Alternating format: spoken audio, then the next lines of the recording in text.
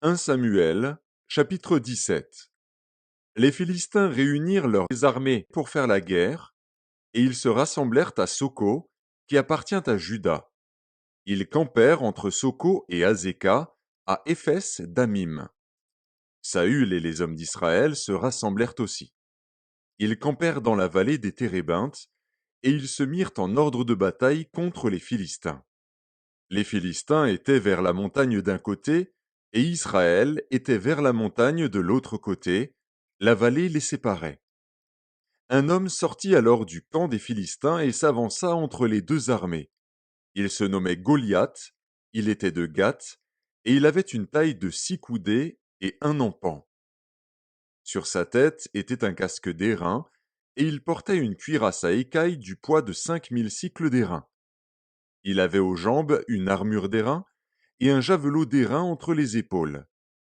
Le bois de sa lance était comme une ensouple de tisserand, et la lance pesait 600 cycles de fer.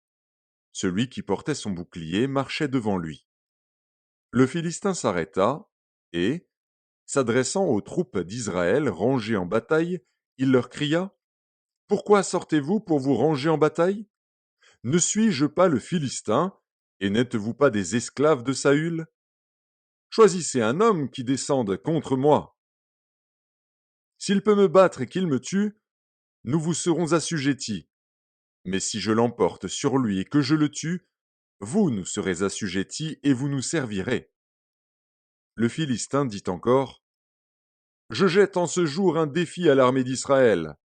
Donnez-moi un homme, et nous nous battrons ensemble. » Saül et tout Israël entendirent ces paroles du Philistin, et ils furent effrayés et saisis d'une grande crainte. Or David était fils de cet Éphratien de Bethléem de Juda, nommé Isaïe, qui avait 8 fils et qui, du temps de Saül, était vieux, avancé en âge. Les 3 fils aînés d'Isaïe avaient suivi Saül à la guerre. Le premier-né de ces 3 fils qui étaient partis pour la guerre s'appelait Eliab, le second Abinadab et le troisième Shamma. David était le plus jeune. Et lorsque les 3 aînés eurent suivi Saül, David s'en alla de chez Saül et revint à Bethléem pour faire paître les brebis de son père. Le Philistin s'avançait matin et soir, et il se présenta pendant 40 jours. Isaïe dit à David, son fils : « Prends pour tes frères cet épha de grains rôtis et ces 10 pains, et cours au camp vers tes frères. Porte aussi ces 10 fromages aux chefs de leurs milliers. Tu verras si tes frères se portent bien, et tu m'en donneras des nouvelles sûres. Ils sont avec Saül et tous les hommes d'Israël dans la vallée des Térébintes, faisant la guerre aux Philistins. » David se leva de bon matin. Il laissa les brebis à un gardien, prit sa charge et partit, comme Isaïe le lui avait ordonné. Lorsqu'il arriva au camp, l'armée était en marche pour se ranger en bataille et poussait des cris de guerre. Israël et les Philistins se formèrent en bataille, armée contre armée. David remit les objets qu'il portait entre les mains du gardien des bagages et courut vers les rangs de l'armée. Aussitôt arrivé, il demanda à ses frères comment ils se portaient. Tandis qu'il parlait avec eux, voici, le Philistin de Gath, nommé Goliath, s'avança entre les deux armées, hors des rangs des Philistins. Il tint les mêmes discours que précédemment, et David les entendit. À la vue de cet homme, tous ceux d'Israël s'enfuirent devant lui et furent saisis d'une grande crainte. Chacun disait : « Avez-vous vu s'avancer cet homme ? C'est pour jeter à Israël un défi qu'il s'est avancé. Si quelqu'un le tue, le roi le comblera de richesses, il lui donnera sa fille, et il affranchira la maison de son père en Israël. » David dit aux hommes qui se trouvaient près de lui : « Que fera-t-on à celui qui tuera ce Philistin et qui ôtera l'opprobre de dessus Israël ? Qui est donc ce Philistin, cet incirconcis, pour insulter l'armée du Dieu vivant ?» Le peuple, répétant les mêmes choses, lui dit : « C'est ainsi que l'on fera à celui qui le tuera. » Eliab, son frère aîné, qu'il avait entendu parler à ses hommes, fut enflammé de colère contre David, et il dit : pourquoi es-tu descendu? Et à qui as-tu laissé ce peu de brebis dans le désert? Je connais ton orgueil et la malice de ton cœur. C'est pour voir la bataille que tu es descendu. David répondit, qu'ai-je donc fait? Ne puis-je pas parler ainsi? Et il se détourna de lui pour s'adresser à un autre, et fit les mêmes questions. Le peuple lui répondit comme la première fois. Lorsqu'on eut entendu les paroles prononcées par David, on les répéta devant Saül, qui le fit chercher. David dit à Saül, que personne ne se décourage à cause de ce Philistin. Ton serviteur ira se battre avec lui. Saül dit à David, tu ne peux pas aller te battre avec ce Philistin, car tu es un enfant. Il est un homme de guerre dès sa jeunesse. David dit à Saül, ton serviteur faisait paître les brebis de son père. Et quand un lion ou un ours venait en enlever une du troupeau, je courais après lui, je le frappais et j'arrachais la brebis de sa gueule.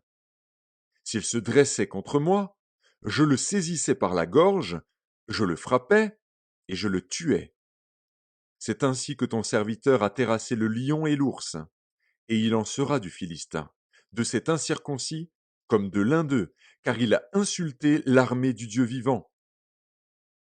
David dit encore, l'Éternel, qui m'a délivré de la griffe du lion et de la patte de l'ours, me délivrera aussi de la main de ce Philistin. Et Saül dit à David, va, et que l'Éternel soit avec toi. Saül fit mettre ses vêtements à David, il plaça sur sa tête un casque d'airain et le revêtit d'une cuirasse.